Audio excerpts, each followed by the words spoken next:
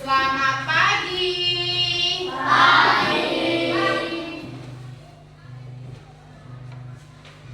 Bagaimana kabarnya hari ini? Baik. Oke. Anak-anak, mari kita berdoa terlebih dahulu. Silakan.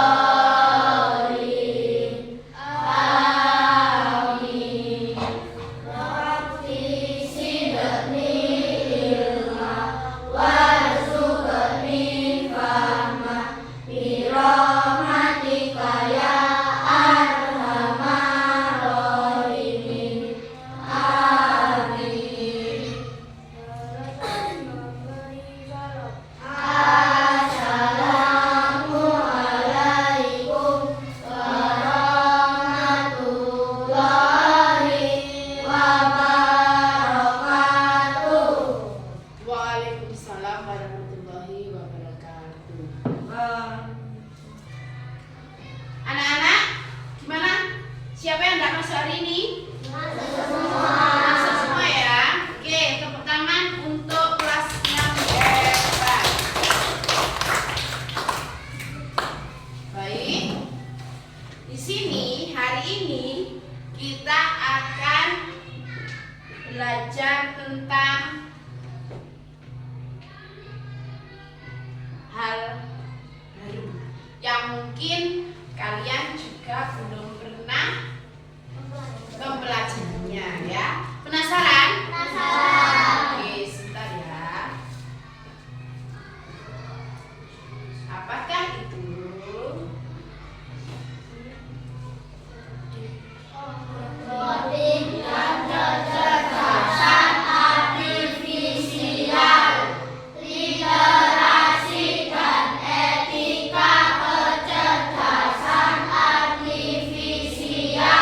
Betul sekali ya. Kita akan belajar tentang coding dan kecerdasan artifisial, literasi dan etika kecerdasan artifisial. Baik. Nah, tujuan kita mempelajari coding artifisial, literasi dan etika kecerdasan artifisial adalah yang pertama, siswa mampu memahami kesadaran artifisial dengan baik. Yang kedua, siswa mampu mempraktikkan etika kesadaran artifisial dengan baik. Baiklah, berikutnya adalah, nah, kita simak video berikut ini. Anak-anak, silahkan perhatikan video berikut ini ya.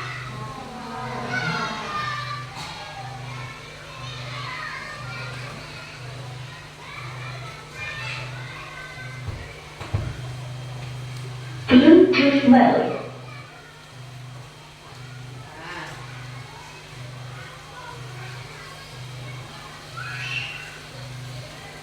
Paired. Tanya, ketika kecerdasan artifisial itu seperti aturan main. Kita hidup di zaman yang serba canggih, di mana kecerdasan buatan atau kecerdasan artifisial ada di mana-mana. Dari handphone kita sampai pabrik besar, kecerdasan artifisial membantu banyak hal. Tapi penting yang perlu kita pikirkan tentang kecerdasan artifisial, yaitu soal etika dan apa saja batasannya. Ketika kecerdasan artifisial itu seperti aturan main agar kecerdasan artifisial tidak merugikan kita. Salah satu masalahnya adalah bias. Kalau kecerdasan artifisial diajari pakai data yang tidak lengkap atau pilih-pilih, nanti keputusannya juga bisa tidak adil. Misalnya, kecerdasan artifisial untuk mencari karyawan malah pilih-pilih berdasarkan jenis kelamin atau suku.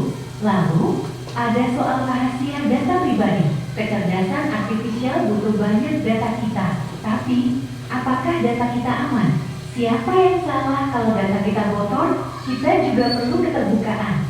Kita harus tahu kenapa kecerdasan artifisial mengambil keputusan tertentu. Jangan cuma terima saja hasilnya. Dan yang terakhir, tanggung jawab. Siapa yang harus disalahkan kalau kecerdasan artifisial bikin kesalahan atau merugikan orang? Kecerdasan artifisial memang pintar, tapi ada batasnya. Pertama, kecerdasan artifisial tidak punya akal sehat atau perasaan. Kecerdasan artifisial bisa memproses informasi, tapi tidak mengerti candaan, perasaan manusia, atau kebiasaan kita sehari-hari. Mereka tidak punya pengalaman hidup seperti kita. Kedua, kreativitas dan emosi. Kecerdasan artifisial bisa membuat lagu atau gambar, tapi itu cuma meniru pola yang sudah ada, bukan dari hati atau ide baru yang murni. Mereka tidak bisa merasa senang atau sedih. Ketiga, kecerdasan artifisial sangat tergantung pada data. Kecerdasan artifisial hanya bisa bekerja sebaik data yang diajarkan padanya. Kalau datanya sedikit, tidak lengkap, atau salah, maka kecerdasan artifisial juga bisa salah atau tidak berguna. Kecerdasan artifisial juga tidak punya kesadaran diri atau keinginan sendiri. Mereka itu cuma alat yang dibuat untuk melakukan tugas tertentu, bukan makhluk yang bisa berpikir atau merasa seperti manusia. Melihat etika dan batasan ini, peran kita sebagai manusia jadi sangat penting. Kita yang merancang, membuat, dan memakai kecerdasan artifisial. Kita harus memastikan kecerdasan artifisial dibuat dengan aturan etika yang kuat, data yang adil, dan cara kerja yang jelas. Penting juga untuk kita semua belajar tentang kecerdasan artifisial, baik yang membuat maupun yang memakai, agar tahu apa saja kemampuannya dan apa saja risikonya. Pemerintah juga perlu membuat aturan yang baik untuk melindungi kita dari hal-hal yang tidak diinginkan. Kecerdasan artifisial itu alat yang sangat kuat, dan seperti alat lainnya, hasilnya tergantung bagaimana kita menggunakannya. Masa depan kecerdasan artifisial ada di tangan kita. Dengan memahami etika dan batasannya, kita bisa membuat kecerdasan artifisial jadi sesuatu yang sangat bermanfaat dan baik untuk semua orang. Mari kita bekerja sama untuk menciptakan kecerdasan artifisial yang pintar, adil, dan bertanggung jawab.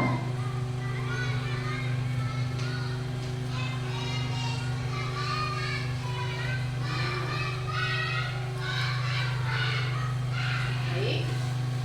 Anak-anak, sebelum kita belajar lebih jauh tentang coding dan kecerdasan artifisial, kita harus bisa, ya. Kita harus bisa menggunakan dengan bijak teknologi yang sudah ada di sini. KA atau biasa kita kenalnya sama AI. Kenal apa tidak AI? Ya, itu harus dipergunakan sebaik mungkin. Karena apa? Harus dipertanggungjawabkan, harus bisa cari berita yang ada hoak atau ini fakta atau hoak seperti itu kan? Ya apa tidak? Dari sini ada yang mau ditanyakan tentang video itu tadi? Ayo, di video tadi membicarakan tentang apa? Coba. Ya, bijak dalam penggunaan AI. Karena biasanya tadi ada data yang bocor ataupun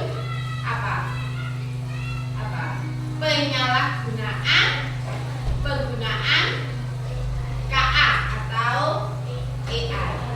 Nah, kita bisa nyebutnya KA.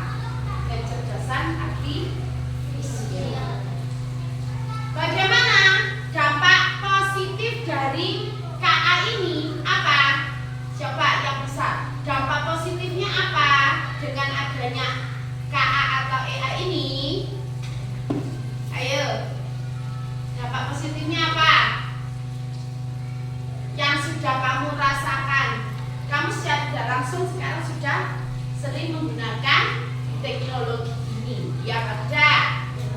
Dampak positifnya apa? Yang bisa angkat tangan langsung. Gak apa-apa, nggak usah ragu-ragu, nggak usah takut salah, langsung bisa angkat tangan. Dampak positifnya apa?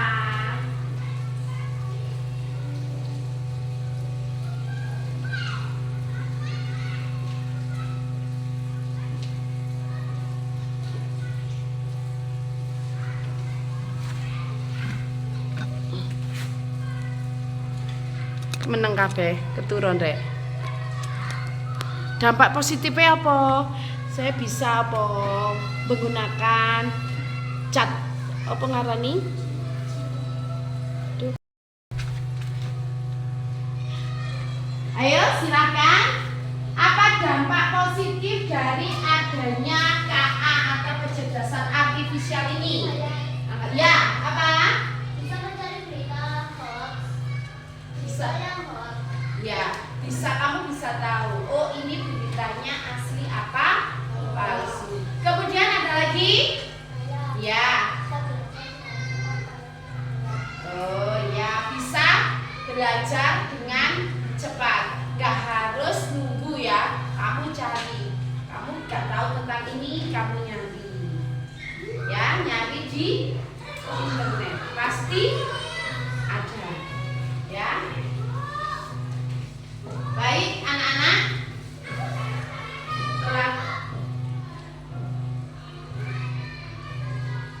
setelah kamu melihat video tadi, berarti kan dampak positif dan dampak negatif dengan adanya kecerdasan artifisial. Ya apa tidak? Ya. Dampak negatifnya apa? Coba. Kalau kamu tadi dampak positifnya katanya bisa mencari apa yang kamu inginkan dengan cepat, tinggal ketik aja. Ya kan? Bisa bermain games. Ya apa tidak? Bisa melihat oh berita ini hoax atau tidak. Bisa membuat gambar. Ya. Ketika kamu di rumah, tiba-tiba kamu edit menjadi berada di mana saja sesuai keinginan kamu. Sekarang dampak negatifnya apa? Dampak negatifnya apa? Ketika apa? Keluar meme-meme itu ya, foto-foto yang diedit menjadi ya, menjadi kadang seperti apa. Terus ada lagi? Ada lagi?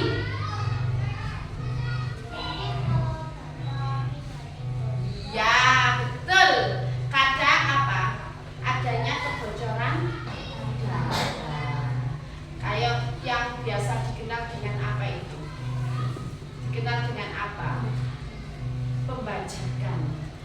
Pembajakan data atau biasanya apa?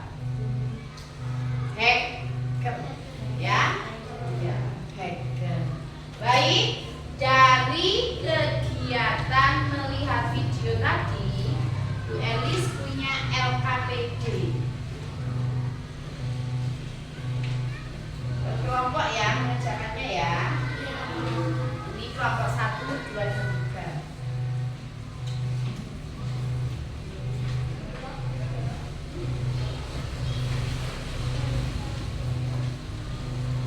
Nah, silakan dikerjakan dengan kelompok dari video tadi. Dari video tadi, kamu bisa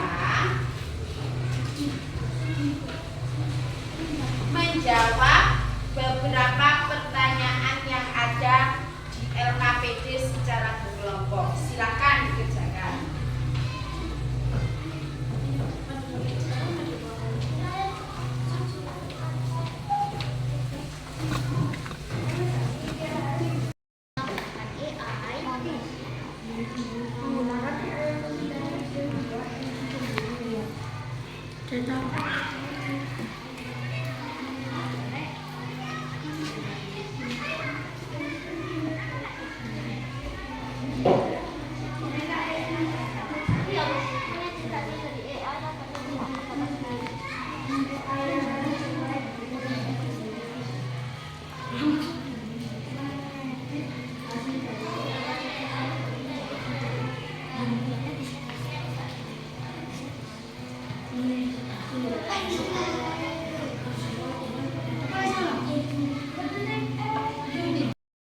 Baiklah, sudah.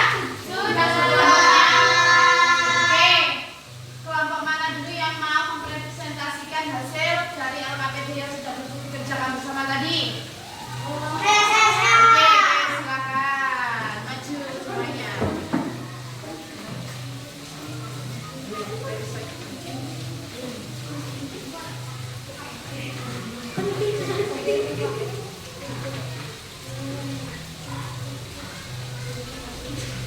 Oke, silakan perkenalkan setiap kelompoknya terlebih dahulu. Perkenalkan, nama saya Rangga. Nama saya Lisaya. Nama saya Pandi. Nama saya Dalen. Kami dari kelompok 1 akan mempresentasikan hasil kerja kami. 1. Menggunakan AI untuk mencari dan membuat buku sendiri. Etis. 2. Meminta AI mengerjakan semua PR langsung desain tanpa membaca. Tidak etis.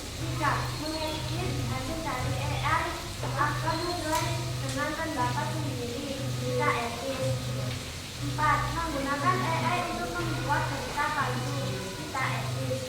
5. Menggunakan AI untuk belajar bahasa asing. Etis. Tugas 2. Menurutmu mengapa kita tidak boleh menyalahgunakan AI? Karena bisa menyebabkan pembajakan data atau kebocoran data, bisa merugikan diri sendiri dan orang lain. 2. Apa yang bisa kamu lakukan jika melihat teman menggunakan AI untuk menegurnya agar tidak menyontek AI lagi dan agar tidak mengulanginya lagi? Tugas 3. 1. Saya tahu AI dan cara penggunaannya. Ya. 2. Saya bisa membedakan cara penggunaan AI yang baik dan tidak baik. Ya. 3. Saya berjanji akan menggunakan AI secara bertanggung jawab. Ya. Oke, terima kasih. Tepuk tangan untuk kelompok 1. Berikutnya, Saya ya kelompok 2 silakan.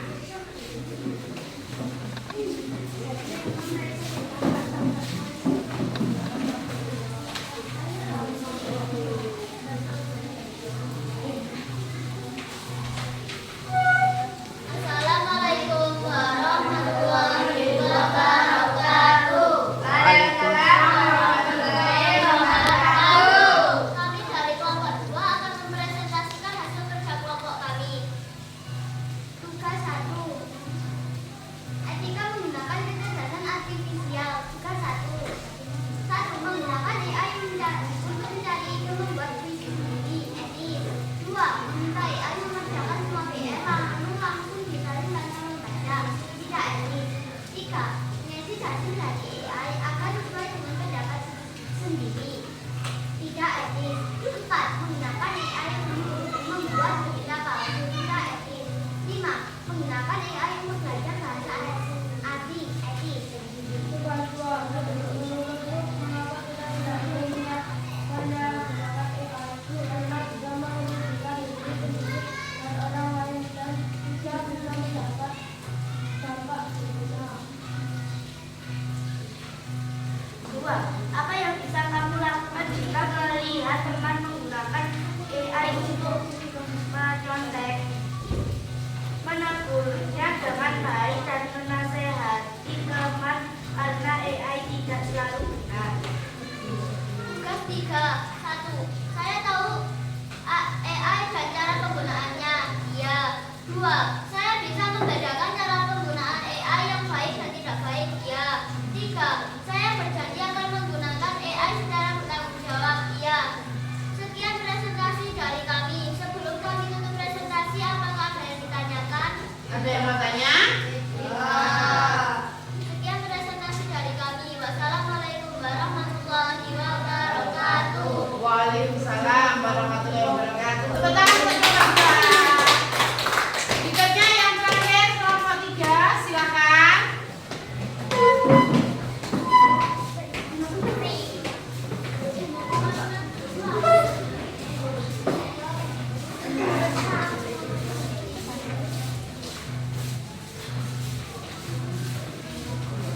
Assalamualaikum warahmatullahi wabarakatuh.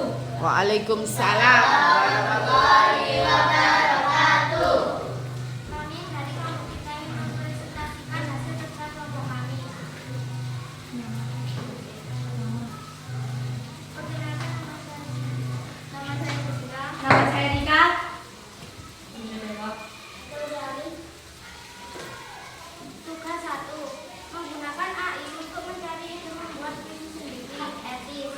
2. Meminta AI mengerjakan semua PR lalu langsung disalin tanpa membaca. Tidak etis.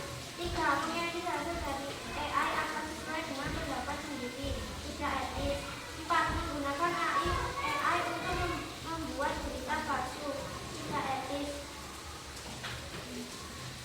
5. Menggunakan AI untuk belajar bahasa asing. Etis. Tugas 2. Menurutmu mengapa kita tidak boleh menyalahgunakan AI? Karena bisa kebocoran data atau hackers, karena bisa merugikan diri kita atau orang lain. Apa yang bisa kamu lakukan jika melihat teman menggunakan AI untuk menyontek? Menasihatinya agar tidak menyontek AI dan tidak menyalahgunakan AI. Tugas 3. 1. Saya tahu ia dan cara penggunaannya. Ya. 2. Saya bisa membedakan cara menggunakan AI yang baik dan tidak baik. Benar. 3. Saya berjanji akan menggunakan AI secara bertanggung jawab. Ya. Sekian dari presentasi kami. Assalamualaikum warahmatullahi wabarakatuh. Waalaikumsalam warahmatullahi wabarakatuh. Tepuk tangan untuk kelompok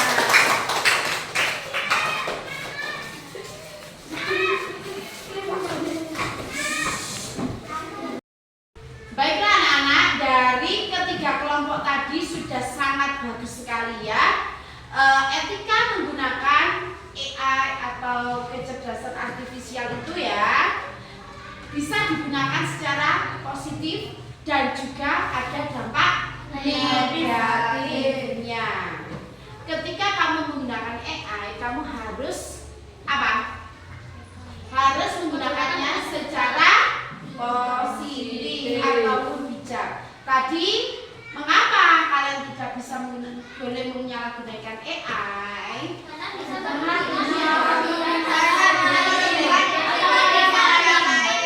Sekarang juga sudah ada undang-undang IT. Ketika kamu ketahuan menyebar berita hoax ataupun menggunakan berita-berita yang tidak benar, itu bisa dijerat sama undang-undang. Nah, yang kedua, ini yang sering kamu lakukan sekarang. Apa yang bisa kamu lakukan jika melihat temanmu menggunakan AI untuk mencontek? Biasanya kamu PR, ketik, nanti jawabannya keluar sendiri. Ini sering sekali digunakan anak-anak zaman now, zaman sekarang. Apa? Kenapa kok nggak boleh diterima?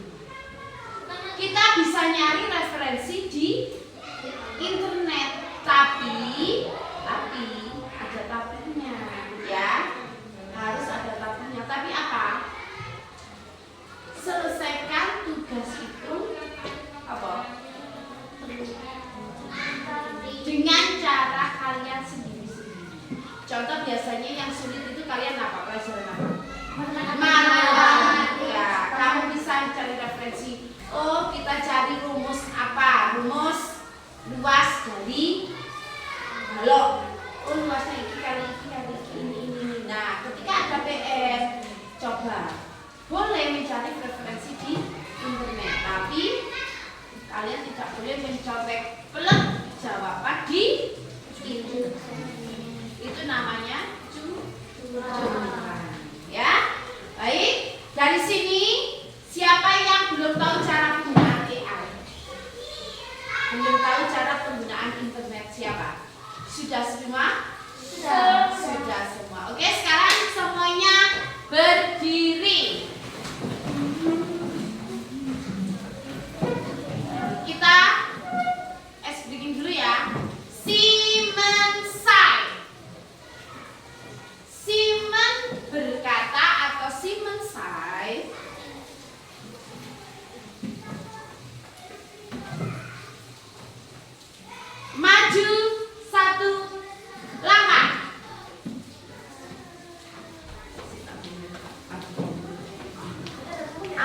Dek sela-sela rek.